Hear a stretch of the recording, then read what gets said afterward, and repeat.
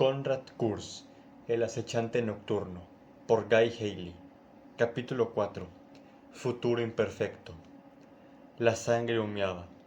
Kurz había vuelto a ponerse sobre sus apilados almohadones de carne, mientras agarraba delicadamente el corazón del esclavo entre el pulgar y el índice.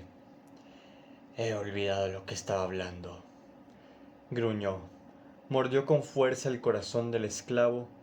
Crujió como una manzana.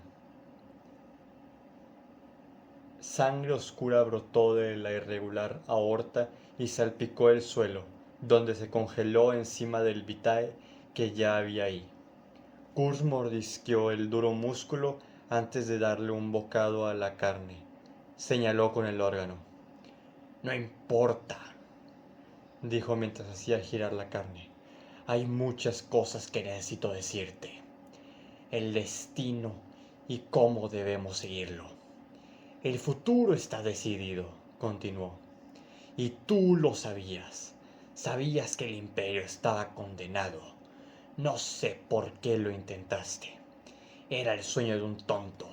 Y nos despertamos en una pesadilla. Siguió hablando entre sangrientos bocados. Eres como yo, padre. Tú lo ves claramente.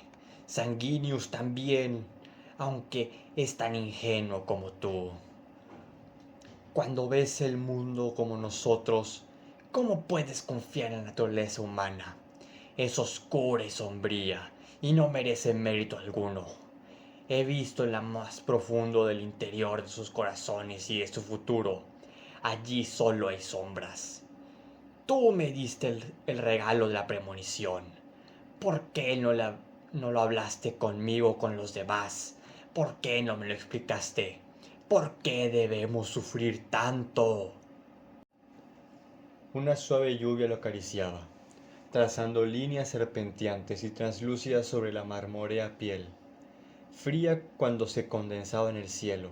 La caída a través de las capas de calor industrial existentes entre las cúspides calentaba la gota, así que cuando la lluvia alcanzaba al joven transhumano tumbado sobre el techo de asfalto, ésta tenía la temperatura de las lágrimas. Lo llamaban acechante nocturno. Tenía otro nombre, elegido en el momento que fue creado, pero quien se lo iba a otorgar no era más que un presentimiento borroso y nombre. Mera aprensión. Así que acechante nocturno también era como se llamaba a sí mismo. Ya era un ser terrorífico antes de que creciera por completo. En ese momento, la leyenda no habría sobrevivido al contacto con la realidad. Estaba cansado de la larga persecución, y no había comido en 4 días. Le dolía el hombro en el que había un par de balas alojadas en su carne. Las diferencias entre el acechante nocturno y las criaturas humanas entre las que habitaban eran múltiples, y no se limitaba tan solo a su rápido poder regenerativo, pese a que éste era una de sus habilidades más extraordinarias. Había recibido los disparos de una granulosa y gris maña. Ya se había formado la piel sobre las heridas, sellando así las balas dentro de su cuerpo. Prefería los láseres. No usaban las balas que tuviese que sacar después, y no metían fragmentos en la sucia túnica que llevaba en interior de su cuerpo. El débil calor de la infección ya resplandecía alrededor de las heridas. El acechante nocturno no le preocupaba. Ninguna infección podía hacerle daño. Lo sabía instintivamente, de la misma manera que sabía tantas otras cosas. Aún así era molesto. Esa era otra diferencia, que los otros no sabían cosas porque sí, tenían que aprenderlas. Había sido una sorpresa descubrirlo, pero fue rápidamente asimilado y la sorpresa olvidada. Las balas eran dolorosas, ni siquiera su fisiología podía disolver el carbono sólido. Se le clavaban dolorosamente en el hueso del omóplato y continuarían haciéndolo hasta que la sacara. Descansó durante unos instantes, tumbado boca arriba sobre la áspera humedad del asfalto. La lluvia llenaba los huecos de sus ojos, nublándole la vista antes de bajar como por su rostro. Así es como se siente al llorar, pensó. Nunca había llorado. Los laterales de la cúspide alcanzaban las agitadas y omnipresentes nubes. Cientos de miles de luces brillaban en sus paredes de rococemento, ventanas de apartamentos, ololitos publicitarios y pantallas láser de bajo rendimiento que parpadeaban en la lluvia que caía. Ninguna cantidad de iluminación podía hacer retroceder la oscuridad de Nostramo. El sol brillaba en algún lugar al otro lado de la barrera de las nubes. Nunca lo había visto. Un conocimiento innato le decía que el sol estaba allí, y que era inusualmente débil. Pero más allá de las hirvientes púrpuras y negros de las capas de nubes, había trillones de estrellas, y cada una de ellas bañaba con su luz a sus propios mundos. No cuestionaba cómo sabía todas esas cosas, y tampoco cuestionaba cómo sabía que tenía que sacarse las balas. Era un hecho inmutable, retirarlas o poner en riesgo su capacidad de matar. Relajado ahora, cerró sus ojos negros y dejó que su mente se adelantara al momento y sus pensamientos golpearan las hebras de la probabilidad, esperando un temblor de verdad. Había muchos futuros, pero solo uno que se haría en realidad. La línea verdadera que se percibía de una forma particular. Las otras eran ilusiones. Rara vez veía qué es lo que pasaría exactamente. La mayoría de las veces sentía cosas, un presentimiento, un impulso de seguir adelante, un escalofrío, una frialdad, pero no alegría. Nunca sentí alegría. Abrí los ojos. Estaba a salvo por ahora. Sabía con absoluta certeza que sus perseguidores la habían perdido y no encontrarían su rastro durante algún tiempo. Cuando lo hicieran, los estaría esperando. Pero antes de que eso ocurriera, tenía que sacarse las balas. Se puso en cuatro patas y saltó por el tejado, salpicando con los pies y las manos en los charcos perfumados con contaminantes. En el otro lado había un poste de luz, rematado con una única bombilla incandescente. Dentro de su tenue círculo de luz había un refugio en el cual albergaba una escalera que conducía a los pisos inferiores. Una serie de purificadores de aire alrededor del comienzo de la escalera aspiraban el aire polucionado. Lo pasaban a través de los filtros y lo bajaban por las tuberías hacia el edificio. No fue allí por la luz, ya que podía ver en la casi perfecta oscuridad, sino por el ruido del sistema de filtración. Aunque dudaba que fuera a gritar cuando se quitara las balas, no podía garantizarlo. Él era adaptable, imprudente o cauteloso cuando la ocasión lo exigía. Ahora era el momento de la cautela.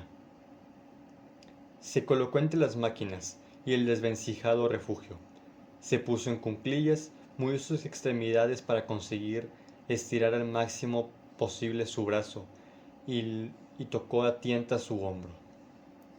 No vaciló. Hundió sus garras sin pensarlo dos veces. Apretó los dientes cuando sus desiguales uñas se clavaron en su piel.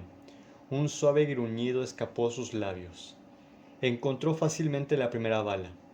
El dolor no dejó de aguijonearle mientras escarbaba y notaba cómo se formaban los nudos de las fibras del músculo al regenerarse alrededor de la bala. Metió la uña bajo de la bala, giró la palma de su mano hacia arriba y expulsó con fuerza. La bala hizo un ruido metálico al chocar con la cubierta de malla de los purificadores.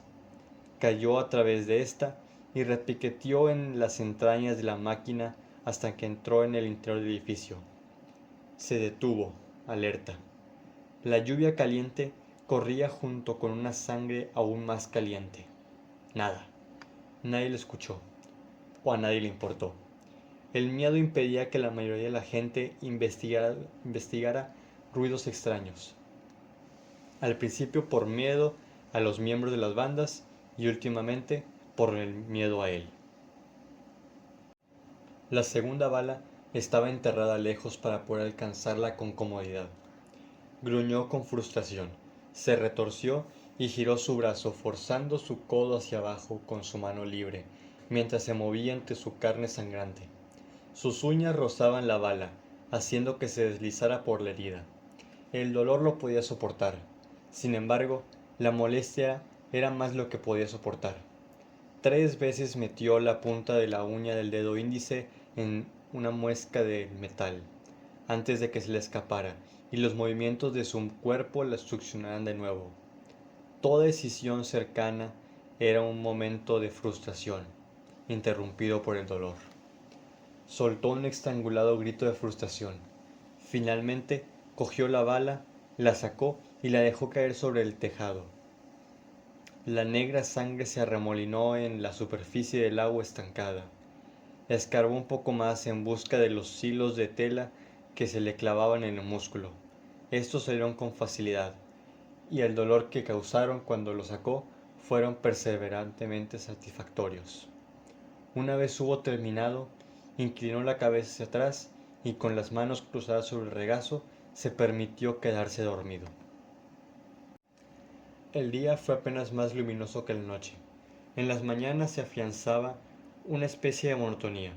Al mediodía, en los días en que las nubes eran más delgadas, a veces aparecía en el cielo una amplia y pálida mancha, allá donde el sol se desplomaba.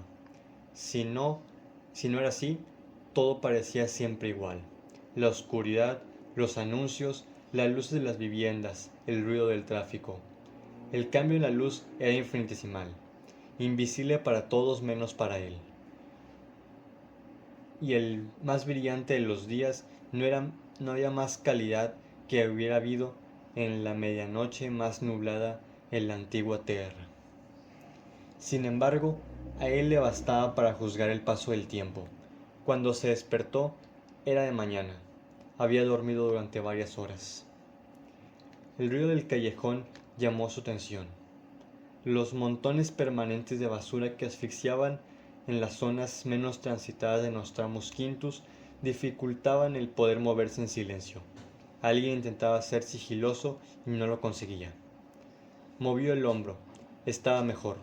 La herida se había curado. De nuevo. Los músculos funcionaban bien. El calor de la infección había desaparecido. La costa ya se estaba desprendiendo. Pronto la herida sería una cicatriz y poco después no quedaría nada. Se arrastró hacia el borde del tejado y miró hacia el callejón. El edificio era de un antiguo diseño. Un acechante nocturno más viejo habría reconocido las secciones prefabricadas como impresiones de STC. No sabría decir si llevaba ahí siglos, pues el duradero material apenas mostraba el paso de los milenios.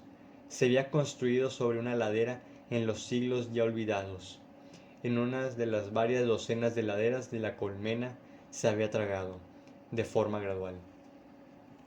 El terreno era demasiado inestable como para poder soportar algo más grande, por lo que no se había demolido, sino que permanecía en pie mientras la zona se convertía en un sórdido distrito rodeado de rascaestrellas, el coto de casa perfecto. Había 2 jóvenes en el callejón, con los cuchillos desenfundados, que se cernían sobre una joven hembra, a punto de hacer lo que los desalmados jóvenes machos hacían a las mujeres 1000 veces por hora en los sombríos confines de la colmena. Eran las obras de la calle, sin padres y de instintos asesinos. Ella estaba mejor vestida que ellos, lo que denotaba una casta superior. Cualquiera fuera el sindicato que albergaba a la gente de ella, buscaría a estos jóvenes y los mataría por su temeridad. Eso no ocurriría. Estaban demasiado ocupados cortando la ropa de su víctima como para ver al acechante nocturno caer desde el tejado que había tras de ellos. Desgarradas alas de tela revolotearon lo suficientemente como para avisarles si hubieran estado alerta, pero no lo estaban. Estaban demasiado ocupados con su sórdido placer como para prestar atención a la suave pisada de su aterrizaje o al acolchonado paso de sus pies mientras se arrastraba hacia ellos, como una encorvada y encubierta forma cuya sombra era la más oscura que las propias sombras. La sangre les hervía y estaban riendo. La chica lloraba suavemente. Ellos hacían mucho ruido y ella estaba callada, porque ambas partes asumían que nadie vendría en su ayuda. El acechante nocturno Estaba lo suficientemente cerca como para ver los cuerpos sin lavar de los jóvenes, por encima del penetrante hedor de la basura. «Dejadla ir», les ordenó el acechante nocturno. El acechante nocturno sabía muchas cosas, entre ellas docenas de idiomas que nunca había escuchado, pero el nostramano lo tuvo que aprender. Más allá de lo que más adelante lo apreciaría como una lengua de un tipo raro, tan evolucionada que ya no se parecía a la lengua universal en que la humanidad había llevado las estrellas desde la vieja tierra. Se había suavizado y estaba repleta de apresuradas silbantes. Sus usuarios preferían la metáfora poética a la expresión directa, una sensibilidad romántica que evolucionó para cubrir la inmisericordia de sus habitantes. Una de las primeras expresiones en nostramano que aprendió fue su nombre. ¡Acechante nocturno! Se volvieron hacia él, pese a que el acechante nocturno no había crecido del todo, le sobrepasaba en altura. Era una aparición con ropas del color de la medianoche, cuya piel era tan pálida que parecía brillar entre los rotos de su andrajosa ropa. La vejiga de uno de los chicos le traicionó, y el sabor a cítricos podridos de la orina se unió a la embriagadora mezcla de olores del callejón. El otro era más valiente, apretó los dientes y se lanzó con un cuchillo hecho con chatarra. «Tú mueres primero», le dijo el acechante nocturno. El joven primarca atrapó al joven envolviendo la cabeza con sus largos y estranguladores dedos. Lo levantó y con un rápido movimiento de la muñeca le rompió el cuello. El cadáver se estremeció, como lo haría una marioneta al fallar su sistema nervioso. El acechante nocturno sonrió al segundo muchacho, cuya fusión de fluidos ahora se extendía a mocos y lágrimas. Sus grandes ojos negros parpadearon y miraron al acechante nocturno, atenazando completamente por el terror. El niño emergió tras la máscara del matón. El monstruo sisió de forma suave una palabra a través de unos dientes perfectos. «Corre». Las temblorosas piernas del chico tropezaron con los desechos, golpeando estos últimos las paredes. Aceleró al recuperar el control de su cuerpo. Los sonidos de su huida se fundieron con el zumbido del fondo de la ciudad. El cazador nocturno le dejó ir y miró con curiosidad a la chica con el joven muerto aún encerrado en su puño. Estaba casi desnuda, y aunque tenía una comprensión innata de la biología humana, la examinó cuidadosamente. Mientras la miraba, se preguntó si era capaz de sentir el estímulo y los impulsos que corroían a la descendencia de los hombres y los convertían en demonios. No sintió nada, ni siquiera lástima. Su escrutinio la trajo de vuelta a los sacos de las viejas inmundicias y se echó encima de sus destrozadas ropas, más aterrorizada de su salvador que de sus asaltantes. Sin tener a dónde ir, se quedó quieta, clavada sobre un lecho de basura por una mirada que no parpadeaba, congelada como una presa a los ojos de un halcón. Miró hacia el otro lado. No había nada de lo que aprender. No entendía por qué esos hombres habían intentado hacer lo que tenían en mente hacer. Tan solo deseaba detenerlos. Pero no por el bien de la chica, ni para salvar a los inocentes. No le importaban los individuos. Le importaba el orden. El cazador nocturno le dio al atacante de la chica una ventaja de 2 minutos, antes de echar a un lado al joven muerto y salir en su persecución. La chica que dejó atrás aún era vulnerable. No se ofreció a escoltarla a su casa y dejarla a salvo. El castigo del crimen era más importante que la vida de ella. Tal era la comprensión de la justicia por parte del acechante nocturno, sin verse comprometida por la duda, la venganza, la misericordia o la ética. El orden debía gobernar, o de lo contrario solo habría caos. Dejó el callejón como una sombra negra, saltando de pared a pared para evitar el cúmulo de basura. En algunos lugares Corrió a toda velocidad a lo largo de las mamposterías en un despliegue de acrobacias que parecían desafiar la física. Le había dado tiempo a su presa para correr un poco más, y así prolongar la persecución, pero no tanto como para poder escapar. Eso nunca. El nombre del chico era Carsen, y no le importaba a mucha gente, ni nadie lo recordaría. Una vida echada a perder por el tormento y alentada únicamente por las descargas de adrenalina de una aleatoria crueldad que estaba llegando a su fin. El acechante nocturno viene a por mí. Esas palabras aprisionaban su mente. El acechante nocturno viene a por mí. Parecía como si hiciesen vueltas y vueltas sobre una misma vía, como los anuncios flotantes que mostraban los trenes intercolmenas de larga distancia en los que nunca pudo permitirse viajar. El acechante nocturno pasó entre unos montículos apestosos hacia las luces de una calle más grande. El camino que tenía delante pertenecía a la coda carmesí, no a la banda de Carsen, así que estaba fuera de su propio territorio. Si lo atrapaban ahí, sería una sentencia de muerte, pero su perseguidor superaba cualquier peligro que pudiera plantear los hombres inferiores, así que se lanzó hacia el camino como si fuera el santuario más seguro de todo el universo. El sonido del tráfico retumbaba en el callejón. La basura apilada se convirtió en una capa de desechos húmeda y compactada. El corazón del chico palpitaba con fuerza y su respiración burbujeaba en su garganta, en donde se mezclaba flemas y oleadas de vómito. Sus piernas eran como de goma. No podía correr adecuadamente, aunque su corazón y mente le gritaban a su cuerpo que se moviera. Había visto el efecto del miedo en los otros, cuando causaba con su jauría al perseguir a los rivales o a los sacos de carne que eran fáciles de cortar y robar. Le hacía reír ver el terror en estos. Ahora ya no le gustaba a él sentir lo mismo. Y estaba la calle, con, con líneas de luces y actividad donde la deteriorada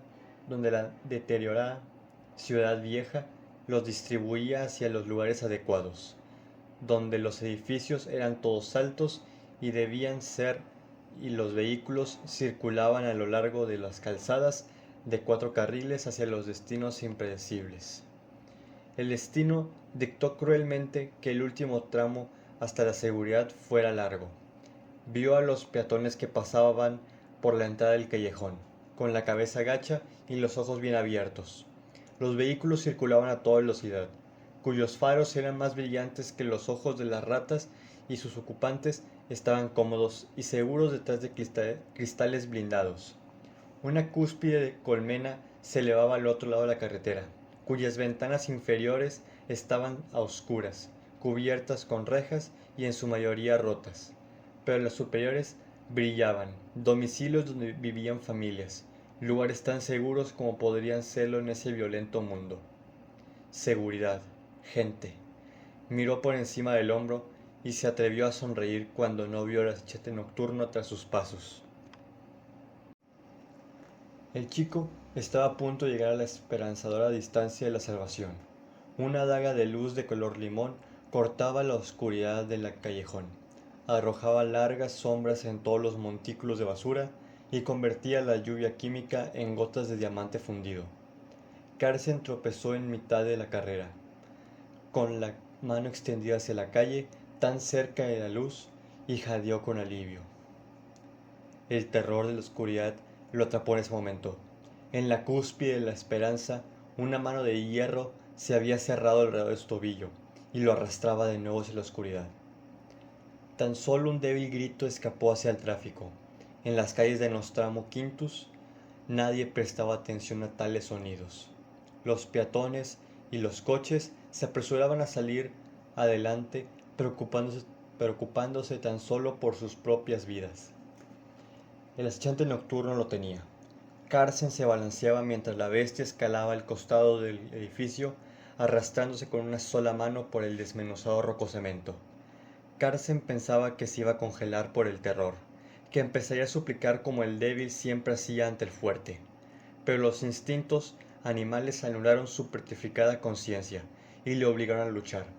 Lo hizo sin delicadeza, pero con gran fuerza y salvajismo, sin todas las limitaciones que el cuerpo humano pone sobre sí mismo para evitar el daño en ese último intento para vivir.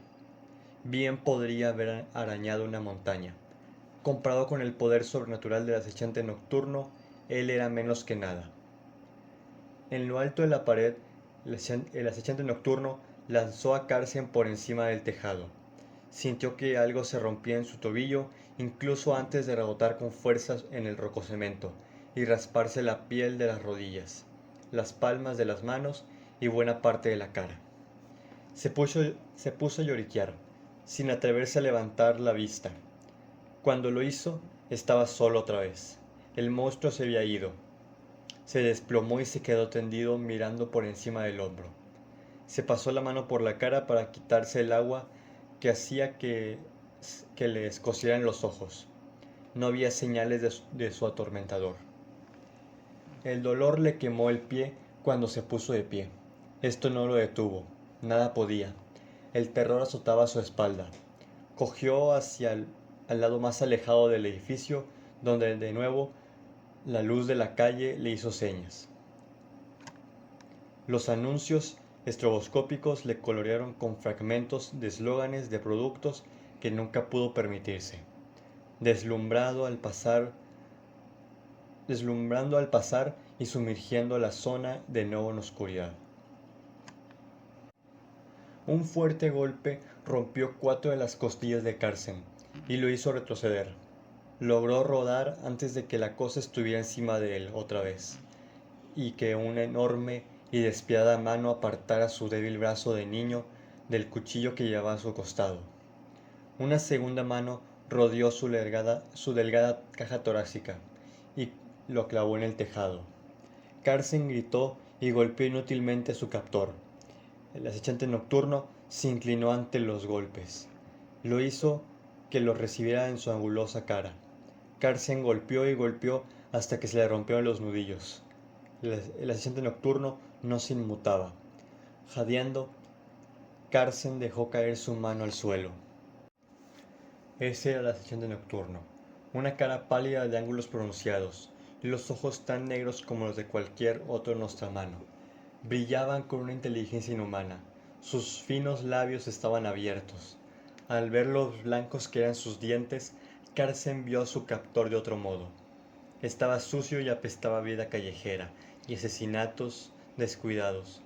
Pero bajo la mugre, él era perfecto, susurró el chico. El asistente nocturno le dio la cabeza intrigado. La lluvia caía con fuerza. El húmedo y apestoso pelo rozó la mejilla de Carsen. El agua herrumbrosa, a causa de la sangre, cayó por ella. ¿Qué eres?, le preguntó Carsen. Su miedo había dado paso a un inesperado asombro. No esperaba una respuesta, al menos no la que recibió. Justicia. El aliento del asistente nocturno, que apestaba carne cruda y sangre, cayó sobre el rostro del chico. ¿Justicia?, inquirió el chico, pues era una palabra ridículamente pintoresca y raramente escuchada en el nostramano. Justicia, repitió el asistente nocturno. La justicia es la base de la civilización. Sin justicia no hay paz, no hay tranquilidad, no hay calma. Liberó la mano de Carsen. El chico no intentó coger el cuchillo, pero vio cómo el pálido puño se cerraba y dejaba que fueran los dedos índices y medio con las negras uñas listas para clavarse en sus ojos y en el cerebro que había detrás. Y entonces el agente nocturno emitió un gemido sordo y se puso de pie, tambaleándose. Dio unos pocos pasos vacilantes y se desplomó como una montaña de trapos negros y andrajosos. Sensaciones de otro tiempo y otro lugar golpeaban al acechante nocturno con la fuerza de un edificio que se derrumba. La imagen de su presa se alejó girando hasta que no fue más que un pequeño punto negro. Otras visiones florecieron en su lugar, pasando de ser motas de luz de color zafiro a escenas de realidad viva. Dos imágenes se superponían en una compleja interdimensionalidad. Diferentes imágenes se atravesaban entre sí, pero que permanecían completas. Se vio a sí mismo, asaltado por el momento de duda que le había hecho detenerse y cuestionarse sus suposiciones, y mientras el chico se arrastraba hacia atrás a lo largo del tejado, el asistente nocturno extendió la mano de un salvador en lugar del golpe de un verdugo. Vacilante, el chico se detuvo. El chico extendió la mano. El chico, Carsen. El nombre le vino de los futuros que aún no se habían hecho realidad. El chico crecería bajo su tutela. Sus horizontes se expanderían más allá del margen de los márgenes criminales que lo habían encadenado. Una vida de buenas obras llamaría su atención, y más asesinos saldrían en las calles y cambiarían, como él, de asesinos a mentores, por la difusión de la palabra del asistente nocturno, y toda alma transformada empujaría la palanca del cambio hasta que, con un poder torrencial, las reglas de la sangre se tacharían y se afianzarían en un nuevo compromiso social. Por todo esto, el muchacho le dio las gracias al asistente nocturno, y fue amado por el cambio que trajo. Esto sucedió, pero también esto otro también había sucedido.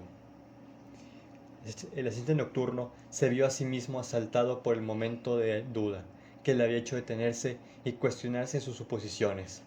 Y mientras el chico se arrastraba hacia lo largo del tejado, el cazador nocturno le extendió la mano de un salvador en lugar del golpe de un verdugo. El chico aprovechó la oportunidad y clavó con fuerza su cuchillo en el costado del asistente nocturno y, por pura suerte, atravesó la protección de su caja torácica hasta llegar a su corazón primario. Eso no lo mataría, no podría, pero dolería, vaya si dolería. Y el chico, Carsen, el mismo chico, diferente futuro. El chico viviría, el chico prosperaría. Su leyenda como el hombre que había enfrentado el terror de la oscuridad crecería y crecería. Una subida al poder engrasada con sangre, un ascenso a las alturas de las influencias en una escalera hecha de huesos. Mil asesinatos que cometería, primero por su propia mano y después bajo sus órdenes. Y aún así no sería suficiente para conseguir todo lo que deseaba. Dinero, poder, mujeres, otras 1000 vidas pagarían los impuestos de sangre para construir su futuro. El asistente nocturno se le temería menos a causa de que se le escapara el chico. Era vulnerable, se le podía engañar a la muerte. A medida que el miedo disminuiría, su tarea sería más difícil. Para cuando rastreará hasta su guardia, hasta su guarida, al hombre en el que se había convertido el chico. Muchos inocentes habían perecido. Tú me hiciste así, le diría el muchacho, ya mayor, en ambas visiones, tanto como apóstol de una edad más gentil, como el diablo en un infierno que iba peor. Tú me hiciste, le diría el hombre mayor, entre gorgoteos o lágrimas de agradecimiento, cuando las mismas manos pálidas le estuvieran estrangulando o acariciando el rostro. Solo puede haber un futuro, pensó el agente nocturno. Solo uno. El destino más amable se fue atenuando, oscureciéndose hasta que el más oscuro lo destruyó. Si por un momento el acechante nocturno hubiera reflexionado sobre estas visiones en su mente, podría haber aprendido la verdad de la elección, que ambos futuros eran válidos y que se podría persuadir la eventualidad favorecida para que existiera. Pero su visión era realmente oscura. Solo veía la necesidad de una retribución inmediata. Los párpados del acechante nocturno aletearon, sus ojos se pusieron en blanco, pasaron del negro al blanco y viceversa. Soltó un gemido de lástima. El chico se arrastró hacia atrás, a lo largo del tejado. Luego se levantó y se acercó tímidamente. La razón por la que lo hizo estaba más allá de la comprensión del asistente nocturno. Hubiera sido mejor que huyera. Dos posibilidades tiltaron, con la intensidad de una migraña. ¿Le ayudaría al chico o le atacaría? Solo podía haber un resultado. El asistente nocturno no le daba crédito alguno a nadie. El destino no se podría permitir cometer más errores. La mano del asistente nocturno se movió, con la velocidad de una serpiente, y agarró al chico por la garganta. Los ojos del muchacho saltaron por el pánico, casi tan repentinamente como desapareció su espíritu de lucha, y aceptó la sentencia que el asistente nocturno había dado a su capacidad de juez, jurado y verdugo. El asistente nocturno apretó con una mano que era más efectiva que cualquier soga. Los huesos se convirtieron en polvo, con un pequeño y húmedo chasquido. Los ojos del muchacho ya se estaban apagando, cuando el asistente nocturno lo bajó al suelo con una oscura ternura. Por primera vez miró a su víctima, y se fijó en los símbolos de la banda sobre su cuerpo atrofiado. Cronológicamente, el chico era muy probable algunos años mayor que el cazador nocturno, pero era muy joven, muy joven. La edad no importaba, la culpa sí. Justicia, susurró. Había, había trabajo que hacer, un mensaje que se debía escribir en la carne mutilada. Los finos labios se curvaron en una cara condenada a no envejecer nunca, arrugados como para un beso. El cazador nocturno succionó los ojos primero, para ver lo que el muchacho había visto. Se dijo a sí mismo, y no por el sabor de la gelatina caliente que había dentro. Se dio un ávido festín. Fragmentos del pasado del chico corrieron por su memoria, arrancados de la maquinaria molecular de su frío cuerpo por los extraños dones del asistente nocturno, donde se había escondido Carsten para dormir, quién era su gente, dónde podían encontrarse a sus compañeros de banda. El cazador nocturno recogió mucha información de esta manera. Muchos nuevos juicios nacieron en ese instante. Se dictaron sentencias de muerte a una veintena de pecadores que, sin saber que el fin se les avecinaba, pasarían sus últimas horas ignorando el miedo. Sus muertes serían lamentables, se dijo a sí mismo Kurz, mientras las anticipaba ansiosamente. Sacrificios inevitables y necesarios para elevar la humanidad de sus hábitos animales. Kurz no tenía fe en la humanidad. Vio, pero no procesó.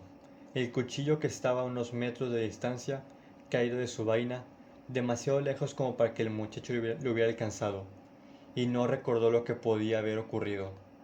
Solo podía haber un futuro, un camino hacia la civilización, pavimentado con los adoquines de huesos, lavado con la lluvia de sangre, en que la paz yacía al final. La justicia dictaba que así fuera. ¿Lo ves? ¿Lo ves?, acusó Conrad Kurz, moviendo sus dedos ensangrentados hacia el padre cadáver. ¿Lo ves? ¿No es así? La humanidad sola puede dirigir a la civilización los grandes hombres. Confiaste en la naturaleza mejor que no existía. Soy mejor que tú, porque yo lo veía claramente, sin tu ingenuidad. Cubrió una sonrisa con la mano. Y dicen que estoy loco. He tomado un inverosímil título para mí. ¿No?, exclamó. Remarcó el hecho con un dedo del que caía sangre. Intenté someter a toda la especie humana a mi voluntad. He ordenado el genocidio de razas enteras, quemado civilizaciones, destruido mundos llenos de vida para cumplir mis sueños. ¡No! ¡No y no!, gritó finalmente, y luego retrocedió ante una posible retribución. Silencio, frío, oscuridad. Al no recibir castigo alguno, se volvió taimado. Maté, torturé y herí. Eso es cierto, pero solo una parte de los que encontré. Solo lo suficiente como para hacer que el rebaño se detuviera, reflexionara y dejara sus cuchillos durmieran en sus vainas.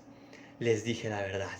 Les dije que se tuviesen el derramamiento de sangre y yo detendría el mío. Les dije que escucharan el miedo en sus corazones y los que quedasen serían perdonados, mientras que Tú, mi astuto, malvado y taimado padre, vendiste una mentira de futuros dorados hasta que el espejo se quebró y toda la oscuridad que se ocultaba debajo se desparramó. Una mentira, creo. Es un crimen pequeño, si es pequeña. Pero las mentiras que dijiste. Oh, las mentiras que dijiste. Levantó las manos, negras por la sangre húmeda. Su enormidad, su audacia. Nunca las atrocidades que he cometido pueden compararse con una mentira de esa magnitud. Todos los niños que maté, todas las sociedades que maté, todas las especies que casé a lo largo de mi vida para complacerte. ¿Qué son esos crímenes comparados con la verdad que nos ocultaste? Se acurrucó aún más, envolviéndose entre su capa de plumas, como si el frío por fin se le hubiese filtrado lo suficiente dentro de su piel como para que le molestara. Yo era la justicia, pues así me hiciste. Compraba miles de millones de vidas con el dolor de unos pocos millones, allá donde mis hermanos masacraban, bombardeaban y mataban. Y, sin embargo, yo soy el monstruo.